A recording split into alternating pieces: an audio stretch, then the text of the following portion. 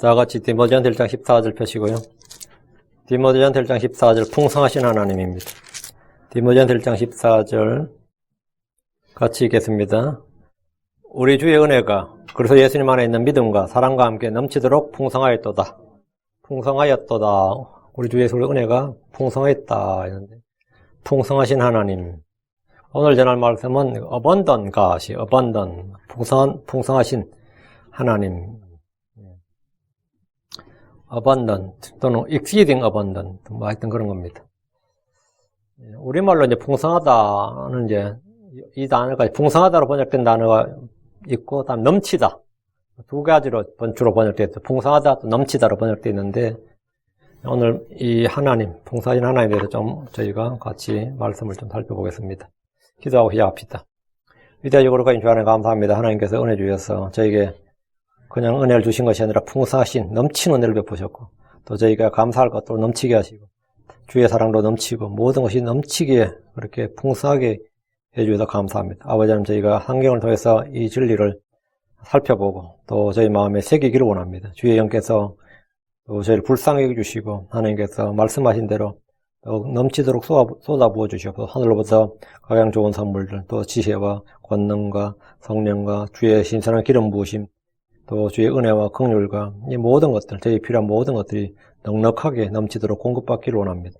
은혜 베풀어 주십시오. 감사 좀 주셨습니다. 합니다. 아멘. 예. 주 하나님은 풍성하신 하나님이지 인색하신 하나님이 아닙니다.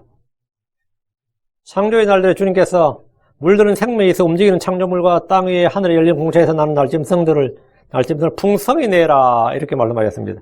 이 말씀에 따라서 강과 바다의 물고기들 엄청나게 알을 많이 낳습니다.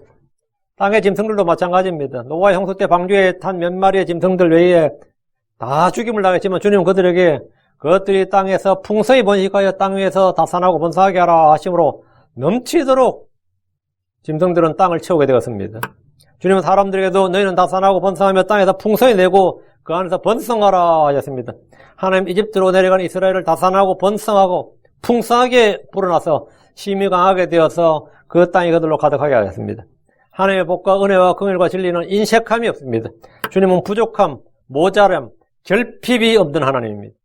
주의 선하심이 풍성합니다. 주의 진리가 풍성합니다. 출애굽기 3장 6절에 주께서 그 앞으로 지나가시며 선포하시되 주로다 긍휼이 많고 은혜롭고 오래 참고 선함과 진리가 풍성한 주 하나님이로다. 긍휼이 많다. 은혜로우심, 오래 참음, 선함, 진리가 풍성한 주 하나님. 풍성하다 이거예요. 그 결핍이나 모자라면 인색함이 없고 풍성하다 이거예요. 딱 맞추어서가 아니라 항상 넘친다는 겁니다. 주의 권능과 공의, 정의가 풍성합니다. 욥기 37장 3절에 전능자로 말하건대 우리가 그분을 찾아낼 수 없나니 그분께서는 권능과 판단의 공의와 풍성한 정의에서 뛰어나심으로 권능과 판단과 공의, 풍성한 정의. 의가 풍성하다고요. 풍성한 정의에서 뛰어나심으로 사람을 괴롭게 하지 아니하시로다. 다음 주의 긍휼이 풍성합니다. 주께서는 긍휼이 많으시고 은혜로우시며 분노하기를 더디하시고 긍휼이 풍성하시니 했습니다. 그분의 구속이 풍성합니다. 시편 103편 7절에 이스라엘은 주께 소망을 둘지어다 주께 긍휼이 있으며 그분께 풍성한 구속이 있도다. 그분께 풍성한 구속이 있도다. 구속은 리뎀션입니다. 다음 주의 친절이 풍성합니다. 시편 119편 76절에 주께 간구하니 주의 종에게 하신 주의 말씀에 따라 긍휼이 풍성한 주의 친절이 나의 위로가 되게 하시며 긍휼이 풍성한 주의 친절. 주의 친절은 풍성하다 이거예요. 주의 화평이 풍성합니다. 시편 72편 7절에 그의 시대에 의로운 자가 흥왕하며 달이 있을 동안에는 화평이 풍성히 넘치리이다. 화평이 풍성히 넘친다. 주님은 다 풍성하다고 그런 거죠. 주께서는 무엇이든 넘치도록 행하시는 분입니다. 여러분 오병이의 기적을 한번 보십시오. 주님은 그들에게 빵과 물고기를 배불리 먹도록 풍성해 주시고도 12바구니가 남았습니다. 제자들에게 나누어줄 때 조금씩 줘라 모자란다 그러지 않았단 말이죠. 딱 맞게 해라. 배식을 철저하게 해야 된다. 잘못하면 모자란다. 못 먹는 사람 없게 해라. 그런 게 아니에요. 넘치도록 주셨습니다. 넘치도록. 주의 공급하심이 얼마나 넘치는지를 보여주는 예입니다. 다 주시고 풍성히 먹고도 12바구니가 남았다는 거예요. 주께서는 빵이 없다고 불평하는 광야 회중들에게 하늘의 양식이 만나를 풍성히 내려주셨습니다. 고기를 먹고 싶다고 백성들이 막 울 때 주님은 그들에게 고기를 주셨는데 한 달 내내 먹고 코에서 냄새가 날 만큼 그렇게 먹게 하셨습니다. 풍성히 주셨습니다. 물이 없다고 불평할 때 주님은 반석에서 물을 내시되 풍성히 내셨습니다. 주님은 약속의 땅을 주시면서 그들에게 풍성한 수확을 주셨습니다. 이는 지금 우리에게도 마찬가지입니다. 주께서는 우리에게 모든 것을 주신데 풍성히 주사 누리게 하시는 분입니다. 풍성히 주신다. 디모데전서 6장 17절에 이 세상에서 부유한 자들에 명하여 그들이 마음을 높이지 말고 확실치 않는 재물을 신뢰하지도 말며 오직 살아계신 하나님 곧 우리에게 모든 것을 풍성히 주시는 살아계신 하나님 모든 것을 풍성히 주사 누리게 하시는 분을 신뢰하게 하고, 하나님은 어떤 분이냐? 살아계신 하나님은 어떤 분이냐? 우리에게 모든 것을 풍성히 주시는 하나님, 그것을 누리게 하시는 분이다 이거예요. 살아계신 하나님은 우리에게 모든 것을 풍성히 주셔서 누리게 하시는 분입니다. 주를 신뢰한 자에게는 부족함이 없는 이유는 주께서 모든 필요를 공급하시는 분이고 풍성히 주사 누리게 하시는 분이기 때문입니다. 이 사실을 알면 우리는 이 땅에 살면서 결핍이나 부족함이 없습니다. 광야의 백성들에게 주님은 아무것도 부족한 것이 없게 하셨습니다. 느헤미야 9장 21절에 참으로 40년 동안 광야에서 그들을 부양하시되 그들에게 아무것도 부족하지 않게 하셨으므로 그들의 옷이 낡아지지 아니하고 발이 부르스지 아니하여 싸우며, 주께서 하신 말씀은 광야는 모든 것이 결핍한 지역이에요. 양식도 없고 물도 없고 주거지도 없고 뭐 오락장소도 없고 시장도 없고 학교도 없고, 광야라는 것은 기본적으로 뭐냐, 인간이 사는데 생존에 필요한 모든 것이 없는 것이라고요. 그거는 부족한 것, 없는 것이에요. 근데 주님께서 하시는 말씀이 너희가 광야를 40년 동안 광야에서 그들을 부양하시는데 그들에게 아무것도 부족하지 않게 하셨다. 아무것도 부족하지 않게. 모세는 40년의 광야 생활을 해가면서 신명기장 실제로 보면 주 내 하나님이 내 손에 모든 일에서 내게 복을 주었고 내가 이 큰 광야를 걸어서 지나는 것을 알며 주 내 하나님이 40년 동안 너와 함께 하였으므로 내게 아무것도 부족한 것이 없었느니라. 부족한 것이 없었느니라. 주 하나님 이 사실을 성도들이 기억하기를 원하셨습니다. 주를 따랐던 사도들을 보십시오. 주께는 그들에게 돈주머니나 진보다리와 신도 없이 이스라엘 도시들로 복음을 선포하도록 보내셨습니다. 이 해도에도 너무한 거죠. 우리 교회에서도 말이죠. 뭐 부목사나 전도사 개척한다 그러면 곧 도성 개척할 수 있도록 좀 지원을 해야 된다고요. 1년을 지원하든 2년을 지원하든 최소한 1, 2년 지원해야 되고 또 나가서 필요한 거 하라고 해야 된다고. 그죠? 진짜 맨몸으로 나오기가 쉽지 않다고. 물론 저처럼 그냥 맨 땅에서 그냥 교회 설립한 사람도 있지만 보통 그게 어려워요. 뭐든지 해지. 주님께서 제자를 보내죠. 내가 그냥 혼자 자원해서 교회 가겠다 그러면 할 말 없는 거지. 누가 날 도와줄 사람 많이 없는 건 당연한 거고. 근데 파송을 한다면 좀 사정이 다릅니다. 파송하려면 뭔가 좀 도와줘야 된다고. 주님께서 이 제자들을 파송을 한 거예요. 이스라엘로. 근데 파송하면서 하신 말씀이 돈주머니도 갖지 말라, 진보다리 갖지 말라, 옷도 겉옷 2벌 갖지 말라, 신도, 이거 황당한 소리죠. 지팡이 하나만 가지라는 거예요. 해도 너무하지. 최소한 신용카드 한 장은 줘야 될 거 아니야. 이왕 나가는 길에. 근데 주께서 그들에게 너희에게 무슨 부족한 것이 있었느냐 하셨습니다. 그들은 대답하기를 없었나이다 이렇게 했습니다. 주를 따르던 사람들은 부족한 것이 없었습니다. 시편 23편 1절에 주는 나의 목자시니 내게 부족함이 없으리로다. 주를 목자로 믿는 성도들은 부족함이 없습니다. 주를 두려워하는 성도들은 부족함이 없습니다. 시편 3, 4편 9절 10절에 주의 성도들아 너희는 그분을 두려워하라. 그분을 두려워하는 자들에게는 부족함이 없도다.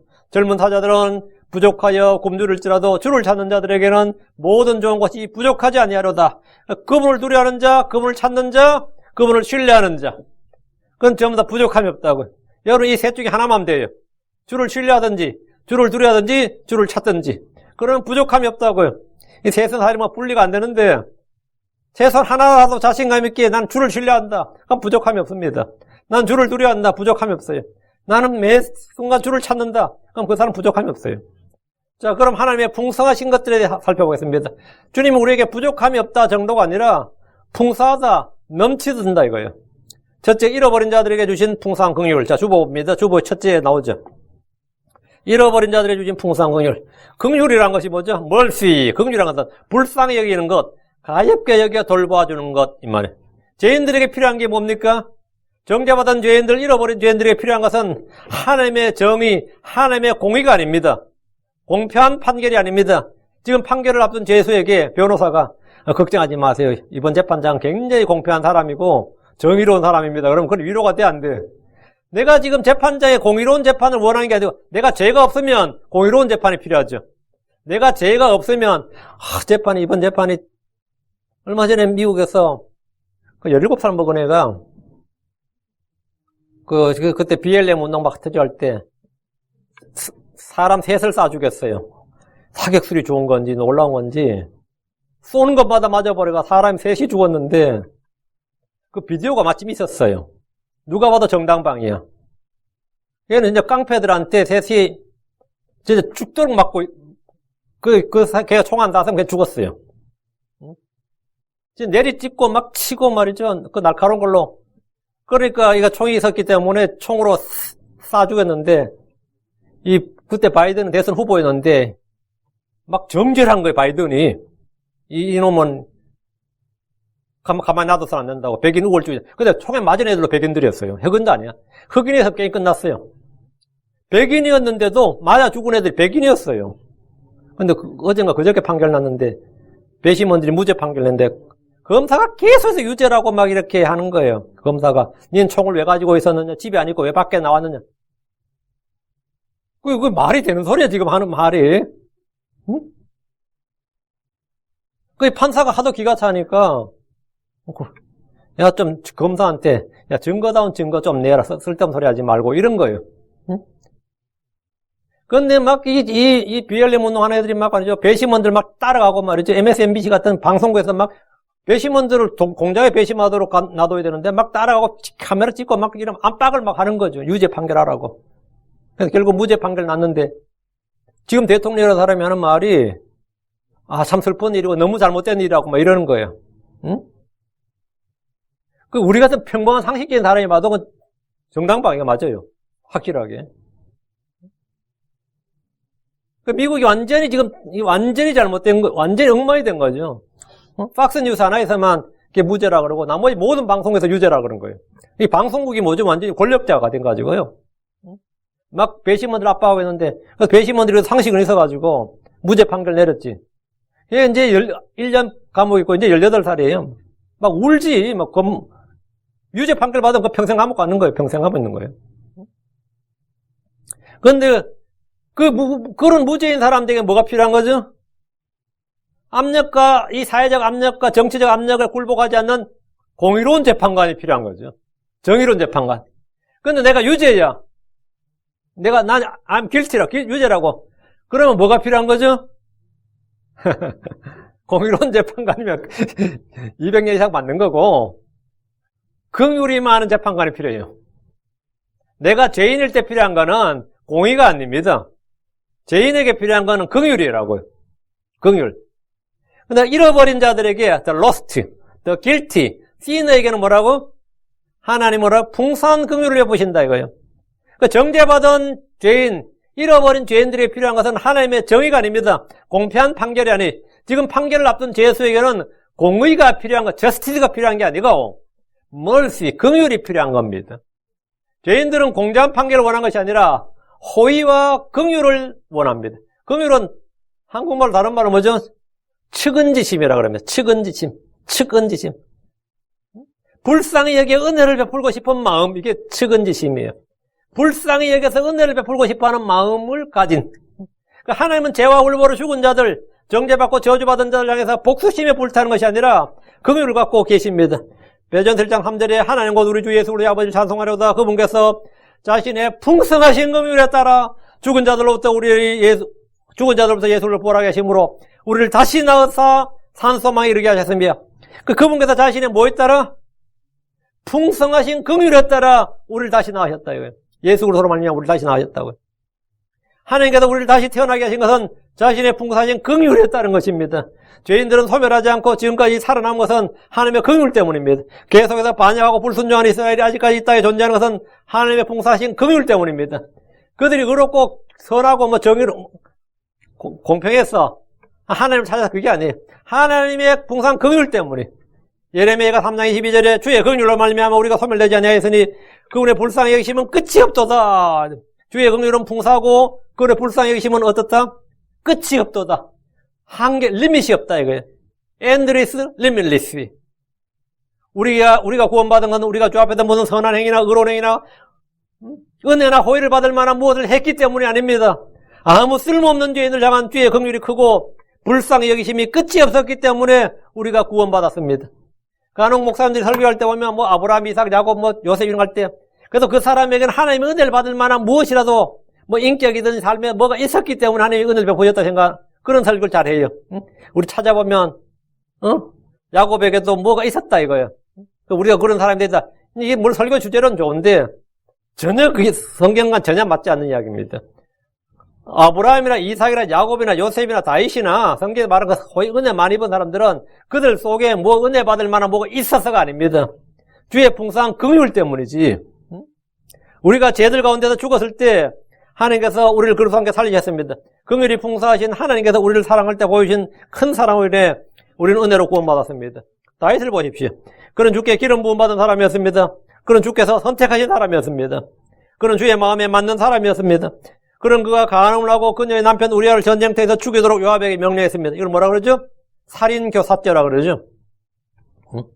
남의 손을 빌려 죽이는 거. 다윗이 죽인 거지 사실을. 이런 사람은 어쨌죠? 가중처벌을 해야 돼요. 몰라서 우발적으로 실수로 뭐 죽였다 그러면 뭐 그러려니 하지만 이 다윗처럼 성령의 기름 부음을 받고 율법에 능통하고 하나님을 잘 알고 또 왕으로서 이런 사람이 이런 죄를 지면 뭐 해야 된다고? 가증스럽지. 이런 거는 가중처벌을 해야 된다고요. 이런 사람 당연히 가중처벌을 해야 합당합니다. 실제 세상 법정에 가도 당연히 가중처벌이에요. 불신자나 이교도가 아닌 주의 기름 부음을 받은 왕이고 대언자가 이런 일을 했다면 당연히 더 큰 벌, 더 큰 영제를 받는 것이 공의예요. 그게 율법이고 공의다고. 똑같은 간음을 해도 말이죠. 이 전과자가 하는 간음하고 목사나 뭐 판사나 교사나 경찰이 하는 거는 당연히 형량이 다릅니다. 형량이 달라요. 가중처벌이라고요. 율법에 따르면 이런 죄를 지은 사람에게는 속죄 헌물이 없습니다. 이런 죄에 대한 율법의 판결은 무조건 사형입니다. 그러나 다윗은 율법의 정죄와 저주 아래 있었지만 죽지 않았습니다. 감옥에 간 것도 아니고 벌금을 낸 것도 아니었습니다. 다윗은 용서받았습니다. 이 무슨 이런 무슨 황당한 일이 있느냐고. 하나님이 살아계시면 어떻게 이럴 수가 있냐고. 안 그러겠어요? 다윗이 용서받았다고. 대체 무슨 일이 있었던 겁니까? 하나님께서 다윗에게 확실한 긍휼을 베푸셨습니다. 시편 이사야 55편 3절에 너희는 귀를 기울이고 내게로 나와 들으라. 그리하면 너희 혼이 살리라. 내가 너희와 영존한 언약을 맺으리니 곧 다윗에게 베푼 확실한 긍휼이니라. 주님께서 이 타락한 유다, 타락한 이스라엘에게 나와서 들으라는 거예요. 내가 너희에게 언약을 하나, 커비넌트를 하나 맺겠는데 이 언약이 뭐냐면 다윗에게 베푼 확실한 긍휼이니라. 다윗에게 베푼 확실한 긍휼이라는 게 뭐예요? 하나님은 다윗에게 율법의 정죄와 저주, 심판을 이기는 확실한 긍휼을 베푸셨습니다. 속죄 헌물이 없는 죄, 무조건 사형, 무조건 지옥행이야 이거는. 무조건 죽어 그래야 되는데 값없이 아무런 뭐 행위 없이 그냥 용서를 받았다고요. 주께서 다윗에게 베푼 이 긍휼을 주님께서 내게 나오라고 모든 사람에게 베풀 것을 뭐라고? 약속을 하셨다는 거예요. 그럼 우리는 모두 다윗과 같이 하나님 앞에서 마땅히 죽어서 지옥 갈 죄인들인데 하나님 우리에게 무슨 언약을 맺으신 거예요. 다윗에게 베푼 확실한 긍휼을 너에게 베풀겠다는 거예요. 다윗에게 베푼 확실한 긍휼. 사도행전 13장 4절에 또 그분께서 그분을 죽은 자들로부터 살리시고 이제 다시 썩음으로 되도록 하지 아니하게 하실 것에 관하니 같이 이르시되 내가 다윗에게 허락한 확실한 긍휼을 너에게 베풀리라. 그 다윗에게 베푼 확실한 긍휼을 누구에게 베풀겠다는 거예요? 주 예수를 믿는 너희에게 베풀겠다 이거예요. 그 주 예수를 믿는 사람은 그가 정죄를 받고 사형에 처해지고 지옥 갈 죄인이라도 그냥 값없이 죽게 나오고 회개만 하면 자기를 자백만 하면 그냥 내가 다윗에게 허락한 확실한 긍휼을 너에게 다윗에게 하면 예외적으로 다윗에게만 허락한 게 아니라 다윗을 특별 케이스로 다윗에게만 허락한 게 아니라 그 다윗에게만 허락한 긍휼을 너희 모두에게 베풀겠다 이거예요. 이걸 성경에서 뭐라? Sure mercy of David. 이걸 우리 너희에게 베풀겠다 이거예요. 그러니까 하나님은 주 예수를 믿는 자들에게 무슨 긍휼? Abundant mercy. 풍성한 긍휼. Sure mercy. Great mercy. 확실한 긍휼, 풍성한 긍휼, 큰 긍휼을 베푸신다. 성경 누구든지 주의 이름을 부르는 자는 구원을 받을 것이라고 합니다. 이 말은 누구든지 주를 부르는 모든 자에게 확실한 긍휼, 풍성한 긍휼을 베푸신다는 말입니다. 시편 86편 5절에 주여 주는 선하시고 기꺼이 용서하시며 주를 부르는 모든 자에게 긍휼을 풍성히 베푸시나이다. 누구에게? 주를 부르는 모든 자에게. 그 주의 이름을 부르는 자는 모두가 누구든 주의 이름을 부르는 자는 구원을 받으리라 했죠. 구원을 받는 모든 자는 뭐라고? 하나님이 나에게 베푸는 확실한 긍휼, 풍성한 긍휼, 큰 긍휼을 베푸신다 이거예요. 하나님은 동정심이 많으시고 은혜로우시고 오래 참으시며 긍휼과 진리가 풍성하신 분입니다. 적당하신 분이 아니에요. 풍성하시다 이거예요. 주 하나님은 긍휼이 많으시고 은혜로우시며 분노하기를 더디하시고 풍성하신 분입니다. 풍성하신 분입니다. 둘째, 죽은 자들에게 주시는 풍성한 생명. 죽은 자들에게는 뭐가 필요합니까? 생명이 필요하죠. 죽은 자들은 생명이 필요하다. 풍성한 생명. 주께서 오신 것은 양들이 생명을 얻고 또 생명을 더욱 풍성히 얻게 하려 함입니다. 요한복음 10장 10절에 도둑이 오는 것은 다만 도둑질하고 죽이고 멸망시키려 함이거니와 내가 온 것은 양들이 생명을 얻고 또 생명을 더욱 풍성히 얻게 하려 함이라. 주 예수님은 처음부터 계시던 생명입니다. 주 예수님은 생명을 주시는 분입니다. 사람은 죄로 인해 하나님 주신 생명을 잃어버렸습니다. 죄인들은 지금 자신들의 육신의 모습을 보면서 죽은 줄을 알지 못합니다. 사람은 태어날 때부터 범법과 죄들 가운데 죽어 있다는 사실을 알지 못합니다. 성경 우리가 태어난 순간부터 죄들 가운데 죽어 있다는 사실을 계시해 줍니다. 저 사람 아담은 살아있는 혼이 되었지만 범죄함으로 하나님이 주신 생명을 잃어버렸습니다. 주께서 어떤 사람에게 마태복음 8장 22절에 보면 나를 따르라 또 죽은 자들이 자기들의 죽은 자들을 장사 지내게 하라 하였습니다. 여러분 재밌는 말이 나오죠. 또 죽은 자들이 자기들의 죽은 자들을 장사 지내게 하라. 죽은 자들이 앞에 죽은 자들은 뭐예요? 육체는 좀 살아있는데 그 영이 죽은 사들이죠. 자기들의 죽은 자를 장사 지내게 하라. 이거 뭐예요? 몸이 죽은 자들이에요. 그러니까 자기들의 죽은 자들을 장사 지내는 죽은 자들 누굽니까? 이들은 죄들로 죽었던 자, 죄와 허물로 죽었던 자들입니다. 죽은 자들이 필요한 게 뭡니까? 영원한 생명입니다. 하나님은 자기 생명을 주기 이 땅에 오셨습니다. 요한복음 10장 11절에 나는 선한 목자니라 선한 목자는 양들 위해 자기 생명을 주거니와 자기 생명을 주거니와 하나님의 생명을 준다 이 말이에요. 영원한 생명, 영원한 생명을 준다. Eternal life, everlasting life. 요한복음 10장 28절 내가 그들에게 영원한 생명을 주노니 그들이 결코 멸망하지 않을 것이요 또 아무도 내 손에서 그들을 빼앗지 못하리라. 주께서 주신 생명은 영원한 생명, 영존한 생명, 죽지 않는 생명, immortal life. 죽지 않는 생명입니다. 주님은 믿는 자들에게 생명을 주시고 생명을 더욱 풍성하게 주십니다. 하나님의 생명은 조금 더 부족함이나 모자람이 없습니다. 주께서 누구든지 살릴 수 있습니다. 주께서 말씀하셨습니다. 요한복음 5장 25절에 진실로 진실로 내가 너희에게 이르노니 죽은 자들이 하나님의 아들의 음성을 들을 때가 오고 있는데 곧 지금이라 듣는 자들은 살리라. 여기서 산다는 것은 주님 주신 생명, 영원한 생명으로 산다는 말입니다. 부활의 생명으로 산다는 겁니다. 육신의 생명은 육신의 죽음과 함께 끝나지만 우리는 주께서 주신 생명으로 영원히 삽니다.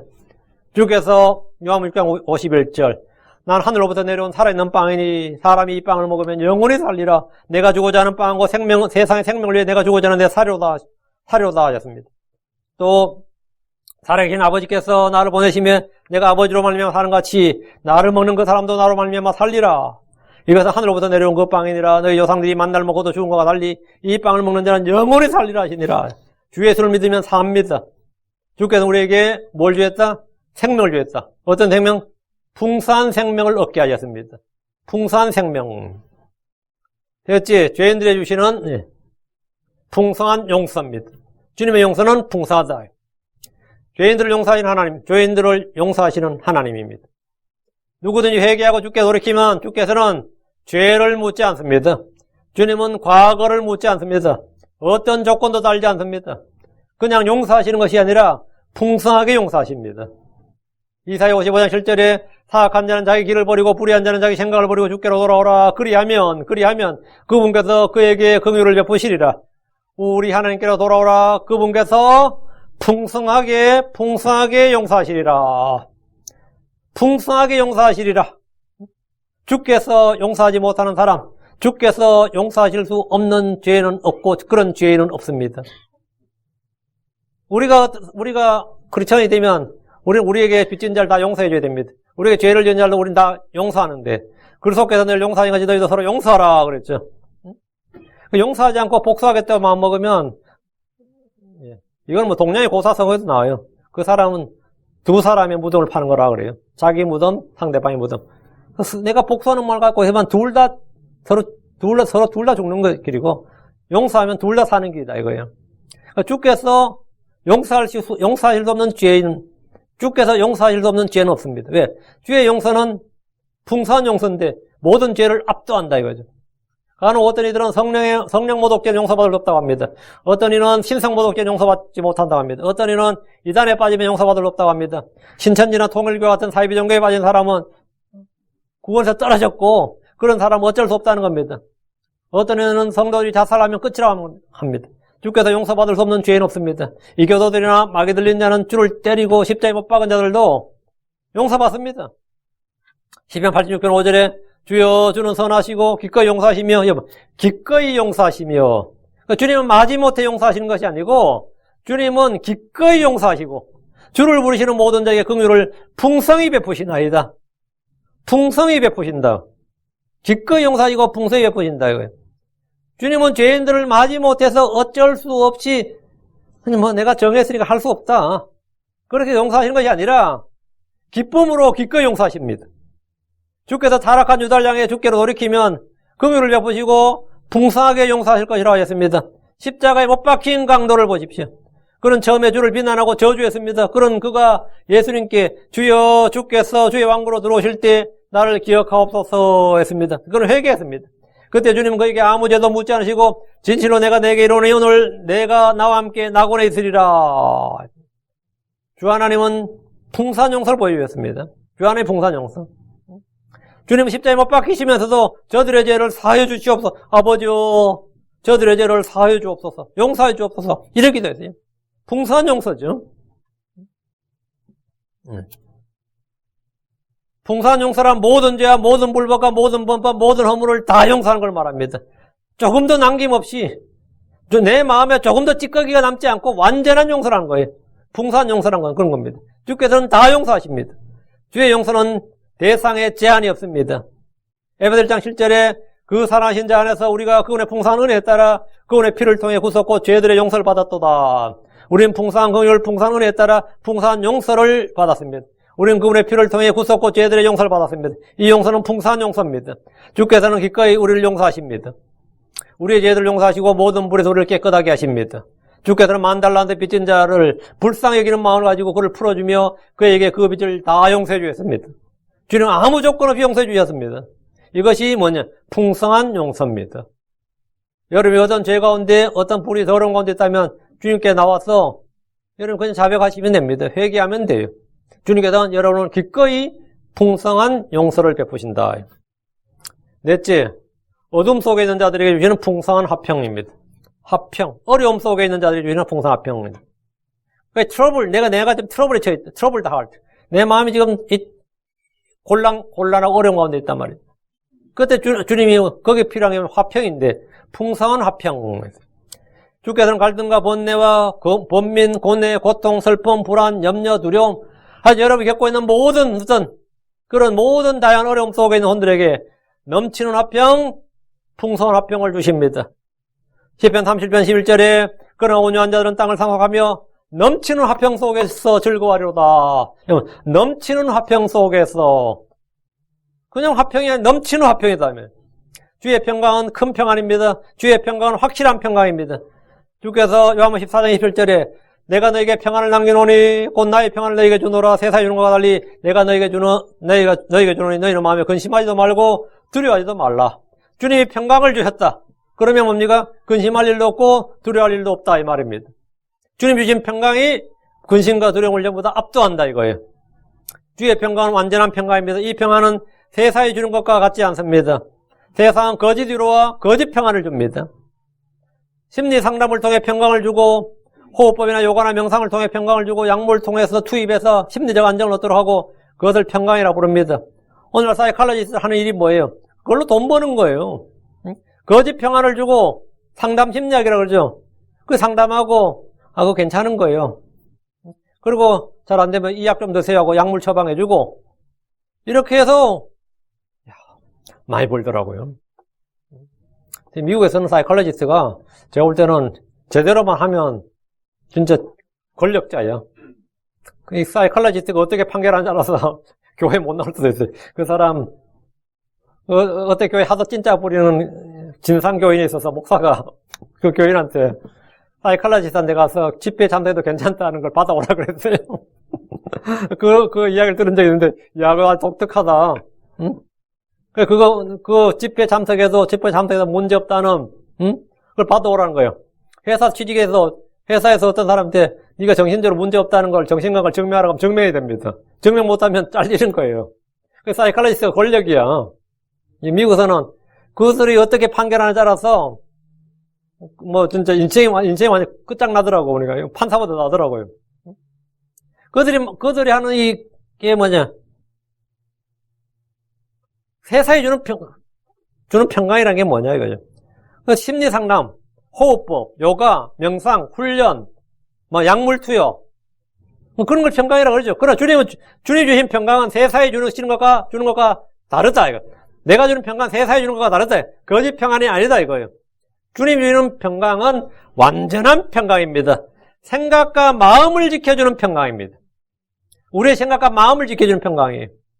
이사야 26장 3절에 주께서는 생각을 주께 고정시킨 자를 완전한 평강으로 지키시리니 이는 그가 주를 신뢰하기 때문입니다. 완전한 평강으로 지켜 perfect peace. 완전한 평강을 지킨다. 사악한 자에게는 평강이 없습니다. 주를 믿고 주의 가르침을 받는 이들에게는 큰 평안이 있습니다. 이사야 54장 13절에 또 내 모든 자녀들이 주에게 가르침을 받으니 내 자녀들이 누릴 평강이 크리라. 평강이 크리라. 큰 평안이다 이거예요. Great peace다 이거예요. 주께서는 크리스천들이 불안과 염려 가운데서 스트레스를 받으며 하루하루 살도록 허락하지 않으셨습니다. 아무것도 염려하지 말라는 것이 주의 말씀입니다. 모든 염려를 주께 맡기고 사는 자들이 누리는 것이 안식이고 평강입니다. 주께서는 우리가 두려워하고 걱정하며 살지 말고 확실한 평강을 누리면서 살라고 하시는 겁니다. 완전한 평강, 확실한 평강, 큰 평안을 갖고 넘치는 평안. 성령의 열매가 화평입니다. 사실 많은 크리스천들이 이 사회에서 사급으로 극심한 스트레스를 받아요.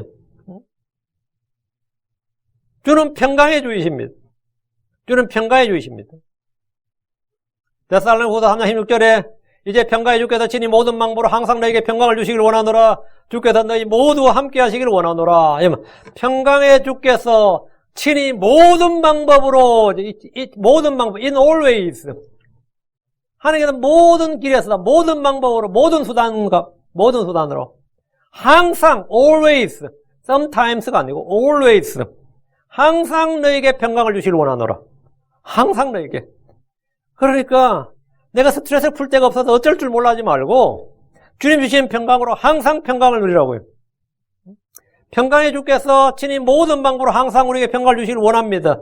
주의 평강은 말 그대로 주님으로부터 오는 평강이고 주님의 것입니다. 이 평강은 모든 이해를 뛰어넘는 beyond our understanding, 모든 이해를 뛰어넘는 평강입니다. 빌립보 4장 7절에 그리하면 모든 이해를 뛰어넘는 하나님의 평강이 그리스도 예수를 통해서 이 마음과 생각을 지키시리라. 성도들이 아무것도 염려하지 말고 모든 일에 기도와 간구로 요청할 것들을 감사와 더불어 하나님께 알려지게 하면 하나님은 우리에게 완전한 평강, 큰 평안, 확실한 평강, 모든 이해를 뛰어넘는 하나님의 평강을 누리게 하십니다. 여러분이 이런 평강을 통해서 내 마음과 생각이 익혀진다면 세상에서 두려울 것도 불안할 것도 염려할 것도 초조할 것도 없습니다. 이 평강을 얻고 싶습니까? 강 같은 평안을 누리고 싶어요? 그렇다면 주께 배우십시오. 마태복음 11장 29절에 주께서 내게 배우라 그리하면 너희가 너희 혼을 위한 안식을 찾으라 하셨습니다. 주의 말씀을 배우고 받고 듣고 본 것들을 행하십시오. 빌립보 4장 9절에 너희가 내 안에서 배우고 받고 듣고 본 것들을 행하라 그리하면 평강의 하나님께서 너희와 함께 계시리라. 평강의 하나님께서 너희와 함께 하시리라. 평강이란 건 뭐냐? 평강의 하나님께서 나와 함께 하시는 겁니다. 그게 바로 큰 평안입니다. 그게 주께서 주시는 평강이에요. 다섯째, 필요한 자에게 주시는 풍성한 은혜, abundant grace unto the needed people. In need. 내가 필요할 때에 풍성하네. Great grace in need. 필요한 때에 주어지는 필요한 자에게 필요한 때에 주시는 풍성한 은혜예요. 우리 성경에 풍성한 은혜라는 표현보다는 넘치는 은혜라는 표현을 많이 씁니다. 넘치는 은혜. 이제 같은 abundant인데요. 주의 은혜 누구에게나 누구에게 모자라거나 부족하지 않습니다. 이 세상에서는 그렇죠. 식량 부족은 뭐지? 심각하죠. 에너지 부족. 지금 영국에 에너지 부족, 기름이 부족해가지고 말이죠. 기름 넣는데 2시간, 3시간 기다려야 되고 또 지금 올겨울은 너무 추울 것이다. 에너지 부족, 에너지 대란. 부족하면 식량 부족이라면 게임 끝나는 거고요. 밀라 나는 거고. 에너지 부족. 일하는 사람들에게 자본이 부족하다. 어때요? 중소기업은 늘 하는 말이 인력이 부족하다. 인력 시장에 가서 맨날 사람 구하는 게 일입니다. 인력 부족. 인재가 부족하다.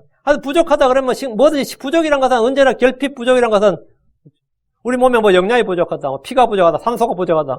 뭐가 부족하다 그러면 그럼 나면 칼슘이 부족하다. 당장 비타민이 부족하다.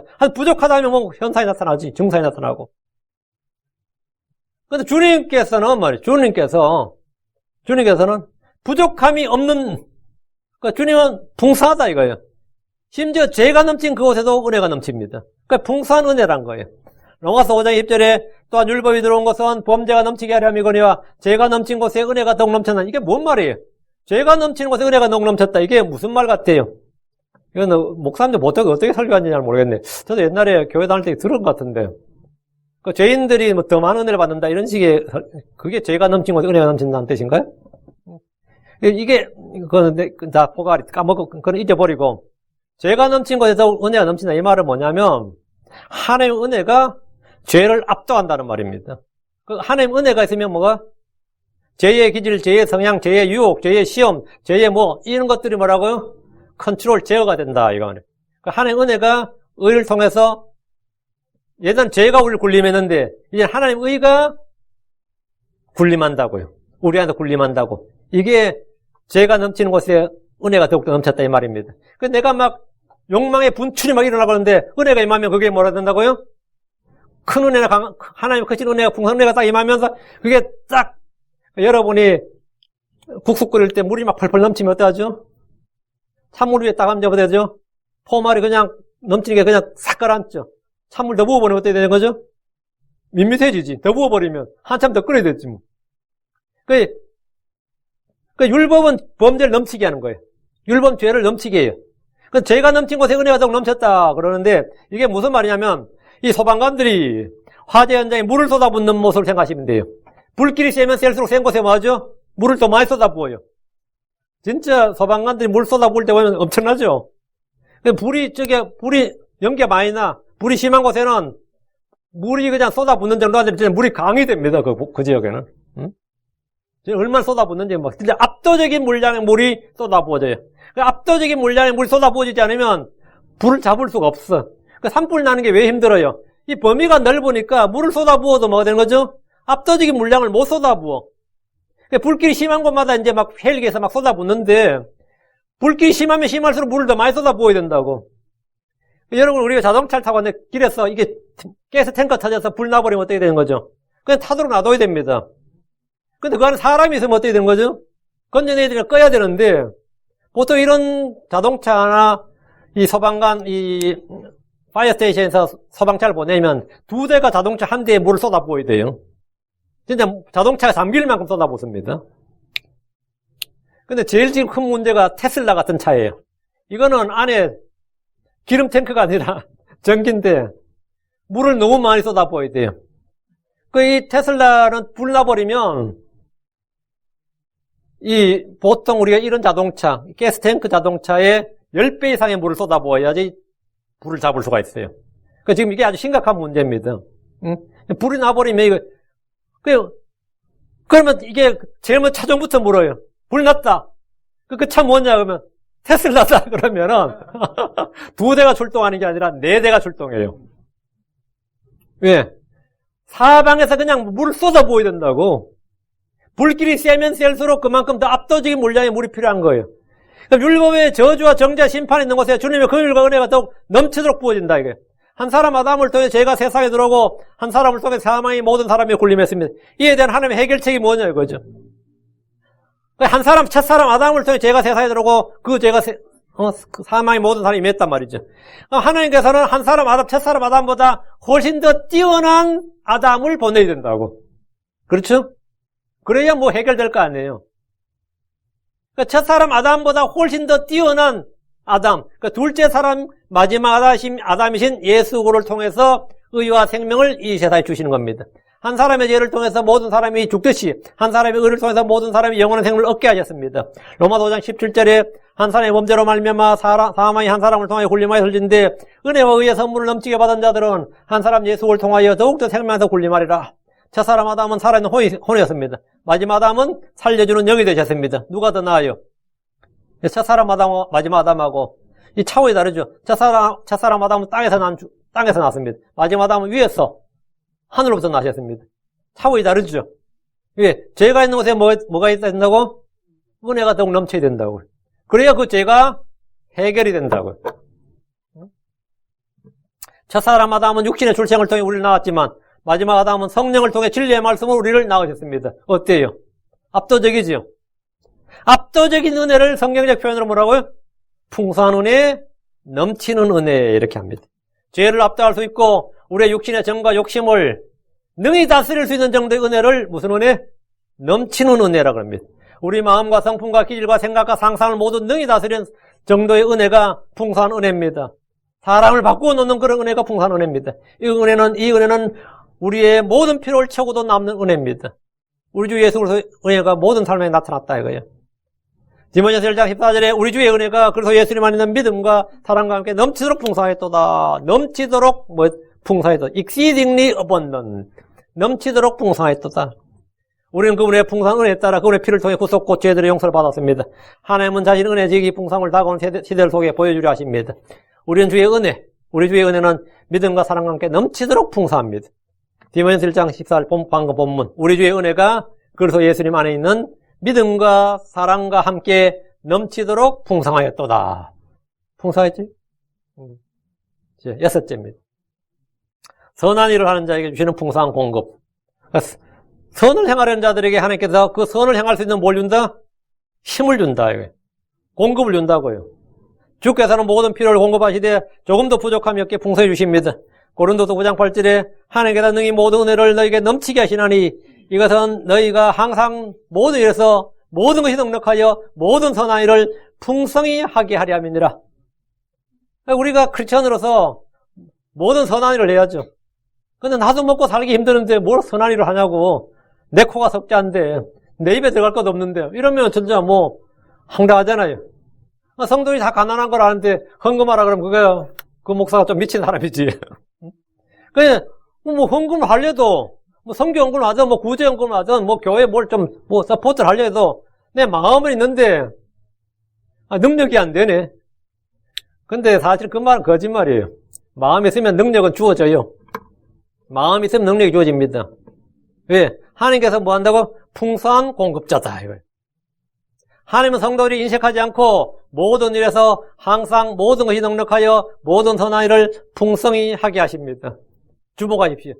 여러분이 주의 뜻대로 선을 향할 마음, 내가 선을 향할 소원, 그 선을 향할 의지가 있다면 모든 은혜 하나님께서 모든 은혜를 여러분에게 더욱 넘치게 하십니다.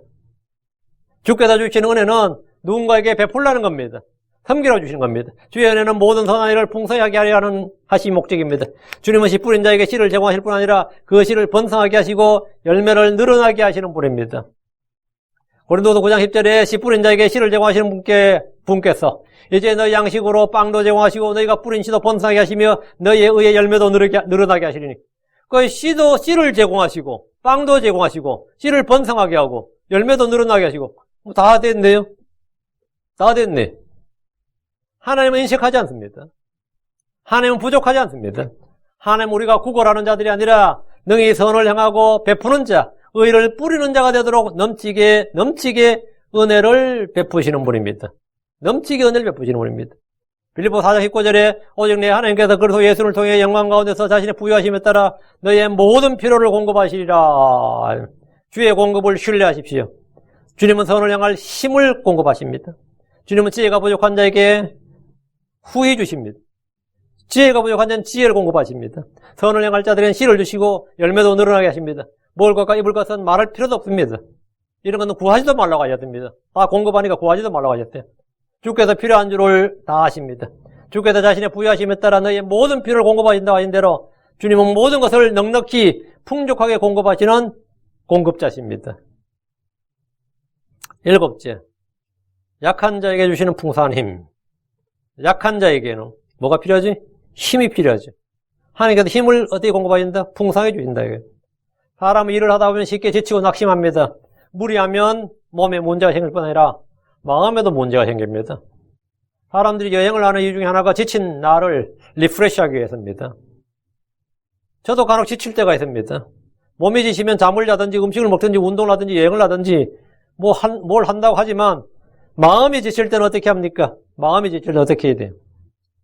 내 가스통에 가스가 전혀 없는 것 같을 때, 내 안에 이 가스가 다 떨어진 것 같아. 에너지가 다 떨어진 것 같단 말이에요. 그럴 때 그걸 지쳤다고 합니다. 그때 해결책이 있습니다. 성도들은 늘 해결책이 있어요. 내가 안에 다 떨어졌어. 불꽃이 사그러들고 있다고. 그때 주를 바라보십시오. 주 예수님을 생각하십시오. 히브리서 12장 3절에 죄인들이 자기를 대적하여 이처럼 거역한 것을 견뎌내신 분을 깊이 생각할지니 consider. 그래서 예수를 깊이 생각하라. 깊이 생각할지니 이것은 너희가 너희 생각 속에서 지치고 기진하지 아니하게 하려 함이니라. 지치고 기진하지 아니하게 하려 함이니라. 그 지치고 기진하지 않는 방법이 뭐라고요? 주 예수를 깊이 생각하라고. 깊이 생각하라고.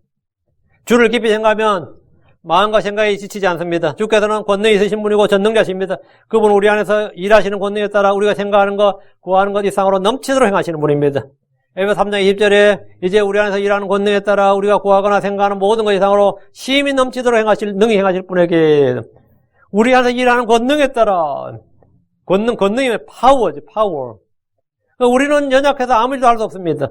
어떤 선을 향할 힘도 없고 의를 향할 힘도 없고 죄를 이길 힘도 없고 세상을 이길 힘도 없고 육신의 정과 욕심을 이길 힘이 전혀 없습니다. 마귀를 대적할 힘도 없고. 그런데 우리 안에서 일하는 권능에 따라 이 권능 어떤 권능이냐 이거. 우리가 구하거나 생각하는 모든 것 이상으로 힘이 넘치도록 이 abundant. 힘이 항상 exceedingly abundant. 하나님의 파워, 우리에게 공급하시는 이 힘은 우리 생각하는 것, 구하는 것 이상으로 넘친다 이거예요. 사람들은 원함이 있지만 육신이 약하고 뜻은 있지만 힘이 없고 이런 게 많습니다. 그러나 주께서 힘이 없어 능력의 부족으로 못한 일은 전혀 없습니다. 우리 하나님께서 힘이 없어서 능력이 없어 못한 일이 없어요. 우리 하나님께서 힘이 없어 못한 일은 없어요. 그런 건 없어요. 우리 하나님께서 지혜가 없어 못한 일은 그런 건 있을 수가 없고 하나님도 그건 나도 모르겠다 이런 건 있을 수가 없다고. 하나님은 권능자일 뿐 아니라 뭐라? 전능자입니다. 주님은 권능자일 뿐 아니라 전능자라고. 전능자는 올마이티라고요. 그러니까 주님께서 능력의 부족으로, 지혜의 부족으로, 부족으로, 하나님께서 뭐가 있어요. 이건 지금 내가 뭐가 없어서 못하겠는데. 이런 건 없어요. 우리 요리를 하더라도, 이거 하려면 뭐가 있어야 되는데, 그런 거 있죠. 재료가 필요하잖아요. 하나님 앞에서는 하나님은 뭐가 없어서 못한 그런 건 없다 이거. 주께서 겁 많은 기드온을 불러서 미디안 군대를 물리치는 장군으로 삼으셨습니다. 기드온은 겁이 많아서 타작마당에 숨어서 타작하던 사람이에요. 응? 안 그래도 산속에 숨어 있는데 그것도 겁나가지고 뺏길까봐 숨어서 타작하던 사람이에요. 그런 기드온한테 주의 전사가 딱 나타나서 하는 말이 너 강한 용사여 할 때 기드온이 어떻게 했어요? 나를 조롱하나 싶죠. 너 강한 용사여 주께서 너와 함께 계시는도다. 주님이 함께 하시면 그럼 뭐가 되는 거죠?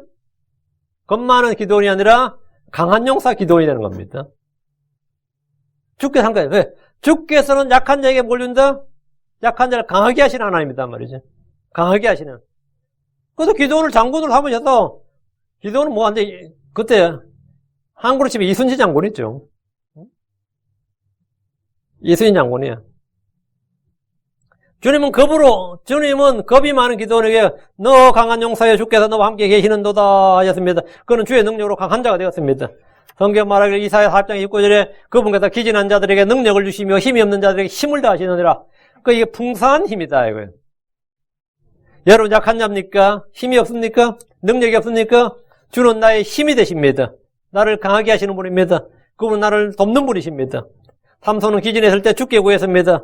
삼손이 주를 부르며 이르되 오 주 하나님이여 강구하옵나니 나를 기억하옵소서. 오 하나님이여 강구하옵나니 이번 한 번만 나를 강하게 하사 블레셋 사람들이 내 두 눈을 뺀 것을 단번에 원수 같게 하옵소서 했어요.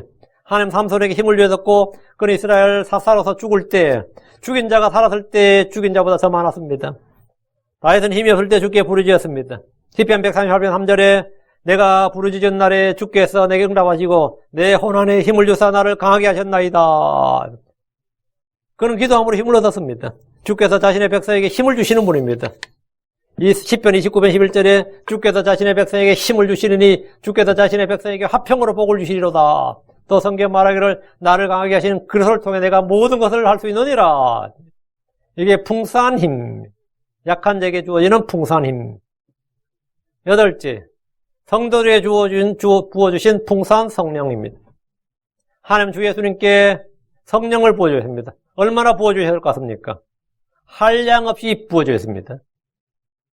요한복음 3장 34절에 하나님께서 보내신 분은 하나님의 말씀들을 말하나니 이는 하나님께서 그분에게 성령을 한량없이 주시기 때문이라. 성령을 한량없이 주신다. 성경에 보면 주의 대언자 왕 제사장에게 기름을 부으실 때 머리 위에 조금 부으신 것이 아닙니다. 얼마나 부은 것 같아요. 요즘 개신교회들 중에 보면 성경의 침례가 아닌 사람들이 만든 세례를 주면서 손으로 머리에 물을 살짝 찍어서 바릅니다. 저도 세례 받았거든요. 근데 오더니만 성부와 성자와 성령의 이름으로 세례를 주노라 하면서 옆에서 물 살짝 찍어가지고 이렇게 내 머리를 찍고 바르더라고요. 내가 확 나가더라고요. 이 뭔가 좀 아닌 것 같았어요. 그때는 제가 개혁성경 쓸 때인데, 이 침례라는 것은 묻히는 거 장사되는 겁니다. 물 몇 방울 뿌려서 어떻게 묻혀? 배리얼이 어떻게 되냐고. 완전히 묻어야지. 그 침례가 뵙티즘이 맞는 거죠. 근데 캐톨릭은 스프링클 하고도 그걸 뭐라 그러죠? 지금 뵙타이즈 받았대. 다 뵙티즘 받았대. 니 뵙티즘 안 받았다고. 니 스프링클 되었다고. 이 미국 사람들은 말이죠. 물 뿌려도 다, 장로교인들도 다 지들 세례 받아놓고 침례 받았대. 근데 한국은 세례, 침례를 구분하죠. 세례, 침례, 정례 이래가지고 구분하는데, 미국 사람은 다 그걸 뵙티즘이래. 저는 우리 캐톨릭 한 명 왔는 내가, 니 세례 받은 거지. 그건 침례 받은 거 아니라고. 제 침례 받았대. 주께서 누군가에게 기름을 부어주실 때 그분이 얼마나 부어주었느냐. 성경을 보면 머리에서 부으면 수염으로 내려와서 옷자락까지 적시도록 부었습니다. 시편 133편 2절에 그것은 마치 수염 곧 아론의 수염 위로 흘러내리며 그의 옷자락까지 내려가 머리 위에 귀중한 기름 같고 뭐 기름 아깝기 싫으면 그렇게 조금만 붓지 그게 아니라 그냥 쏟아 부었어요. 주께서 성도들에게 성령의 기름을 부으실 때 머리에 조금 발라주신 것이 아닙니다. 쏟아 부으신 겁니다. 사무엘 1장 3절에 너희는 내 책망을 듣고 돌이키라 보라 내가 내 영을 너에게 부어주며 내 말들을 너에게 알려주라. 내 영을 너에게 부어주며 쏟아붓는 거예요. 누구니 주의 책망과 경고의 말씀을 듣고 돌이키면 주께서는 그에게 성령을 부어주십니다. 누구니 주께 구하면 주님은 그에게 성령을 부어주십니다. 누가복음 11장 13절 그런즉 너희가 악할지라도 너희 자녀들에게 좋은 선물들을 줄 알거든 하물며 하늘에 계신 너희 아버지께서 자기에게 구하는 자에게 성령을 얼마나 더 많이 주시겠느냐. 구하는 자에게 그럼 성경에 너희는 성령으로 충만하라. Be filled with spirit 나오죠. 성령으로 충만한 방법이 뭐죠? 주께 구하는 겁니다. 내가 주께 구하는 거예요. 주께서는 내가 내 영을 부어주겠다 이렇게 하셨습니다. 이사야 4장 3절 내가 목마른 자에게 물을 부어주며 마른 땅에 큰 물들을 부어주고 내 영을 내 씨에게 내 복을 내 후손에게 부어주리니. 또 요엘서 2장 28절 29절에 그날에 내가 내 영을 내 모든 육체에 부어주리니 너희 아들들은 대언하며 너희 늙은이들은 꿈을 꾸고 너희 젊은이들은 환상들을 보리라. 또 그날에 내가 내 영을 남종과 여종들에 부어준다. 오순절에 주님을 믿는 자들의 성령을 쏟아 부으셨습니다. 이 표현을 성경적으로 풍성히 부어주었다. 주님 우리에게 성령님의 기름을 부으셨습니다. 성령을 조금 주신 것이 아니라 풍성히 부어주었습니다. 디도 3장 6절에 예수 그리스도 우리의 구원자를 통하여 우리에게 성령님을 풍성히 부어주셨으니, 성령님을 풍성히 부어주셨으니, 주 예수 그리스도를 믿으면 주께서는 그 배에서 흘러나올 정도로 풍성하게 부어주십니다. 요한복음 7장 38절에 나를 믿는 자는 성경 기록이 말한 같이 그의 배에서 생수의 강들이 흘러나오리라. 여기서 생수를 그분께서 자기를 믿는 자들이 받을 성령을 가리켜 하신 말씀이라고 설명되어 있습니다. 그 다음 구절에 이게 생수는 뭐냐? 자기를 믿는 자들이 받을 성령을 가리켜 말씀하신 것이더라. 그 성령이 그 배에서 흘러나온다. 얼마나 쏟아부으시냐 그랬죠. 주님은 조금 주시고 많은 분이 아니라 풍성히 넘치게 부어주시는 거다. 넘치게. 성령의 열매를 맺을 수 있는 성령의 선물들 충분하게. 이외에도 주께서 우리에게 또 넘치게 베푸시는, 넘치게 베푸는 것, 넘치게 풍성하게, 이건 풍성한 사랑, 넘치게 베푸는 사랑, 넘치는 위로, 넘치도록 하는 주의 일, 영광의 풍성함, 오래 참으심의 풍성함. 성경이 굉장히 많아요. 그거 하면 제가 8번째, 9번째, 10번째, 여러분이 계속 해야 되는데, 시간상, 그렇게 하면 이제, 점심 먹어야 될 시간인데 밀란 나겠죠. 그래서 요 정도까지 하고 나머지는 여러분이 성경을 읽으면서 이 풍성하신 하나님에 대한 개념을 좀 잡고 인식을 하고 믿음을 가져야 됩니다. 우리는 풍성하신 하나님, 더욱 넘치도록 베푸신 하나님에 대해서 배우고 이 땅에서 이 부족함, 결핍이 없는 삶을 살길 바랍니다. 이제 왜 풍성한 하나님 왜 이 이야기를 하냐 이거예요. 왜 풍성한 하나님 이야기를 왜 했겠어요? 우리가 이 땅에서 살면서 우리는 늘 뭔가 부족함을 느껴요. I'm hungry, 그런 거 같죠? 근데 그게 그냥 단순히 배만 고픈 게 아니단 말이죠. 사실은 모든 게 내가, 내 마음에 은혜가 메마르고 기름 부으면, 성령의 기름 부으심이 조금 없으면, 당연히 여러분에게서는 마음에서 혼이 끽끽대요. 기계가 끽끽 소리 내듯이 끽끽대고, 짜증 소리가 나오고 그럽니다. 은혜가 부족하면 당연히 여러분 누구와 트러블이 생깁니다. 가족과도 트러블이 생기고, 그냥 짜증과 불편이 막 쏟아져 나와요. 여러분의 하나님의 긍휼, 풍성한 용서, 풍성한 긍휼, 여기에 대한 적이 없을 때는 죄책감에 시달리게 되고, 뭔가 죄에 매이게 되고, 자유함이 없습니다, 실제로. 이 풍성한 공급이라는 건 뭐냐? 나의 이 부족함, 결핍이 없는 삶을 살라 이거예요. 풍성한 긍휼, 풍성한 생명, 풍성한 용서, 풍성한 은혜, 풍성한 공급, 풍성한 힘, 풍성히 부어진 성령. 여러분, 제목만 쫙 지금 이거 기억해도 살아가는데 전혀 지장이 없어요. 이 하나님의 풍성하심에 대해서 알면 우리가 해야 될 일은 주께 넘치도록 감사를 드리는 겁니다. 그냥 감사를 드리는 게 아니라 넘치도록 감사를 드리라고요. 여러분이 어떻게 감사를 드리냐? 감사를 드린다는 것은 여러분이 하나님에 대한 그 하나님께서 하나님 어떠하심, 하나님 내게 배운 은혜, 그 행하신 일들에서 아는 만큼, 깨닫는 만큼 그 리액션이 나오는 게 감사예요. 그게 리액션이 감사라고. 응? 그 하나님 내게 베푸신 은혜에 대한 그에 대한 깨달음이 오고 그게 생각이 나고 거기에 대한 뭐가 딱 인식이 생기면 거기에 대해서 하나님 내가 어떤 반응을 보이는 그 나타나 보이는 반응이 뭐냐? 그게 감사란 말이죠. 그 감사가 어떻게 되냐면 하나님의 풍성하심에 대해 알면 우리가 해야 될 일은 넘치도록 감사를 드리는 겁니다. 그래서 골로새 2장 7절에 그분 안에서 뿌리를 내리고 세워지며 가르침을 받은 대로 믿음 안에 굳게 섰어 그 안에서 넘치도록 감사를 드리라. 그런데 내가 이 성경 공부 제대로 못해서도 하나 마음에 기억하는 것은 어떤 경우에도 내가 하나님께 감사를 드려야 된다. 그러면 이건 지금 내가 짜증내고 불평할 일이 아니다. 그래서 내가 불만을 품을 일이 아니다. 지금은 감사해야 될 때다. 이렇게 하고 여러분이 감사를 하라 말이죠. 그럼 그 진짜 성경 제대로 배운 거고 주님께서 정말 내 안에 듣고 보고 배운 것을 네가 행하는구나 그래요. 그럼 정말 그 사람이 영적 희생물 드린 것이고 영적 제사장으로서 사역을 하고 있는 겁니다. 그러면 그 일들이 정말 내가 감사하기를 정말 잘했구나 하는 걸 알게 되죠. 그게 감사 제목이었구나. 응? 그래서 여러분 감사의 기도, 감사의 희생물을 드립시다. 오늘 우리가 추수감사일 하는데 그 추수감사자는 다른 게 없습니다. 주께서 이 베푸신 풍성한 긍휼, 풍성한 은혜, 풍성한 생명, 풍성한 용서 여기다 내 인식을 갖고 주님 내게 공급하신 이 풍성한 힘 또 후히 주시고 꾸짖지 않으신 하나님의 풍성한 지혜 그렇죠?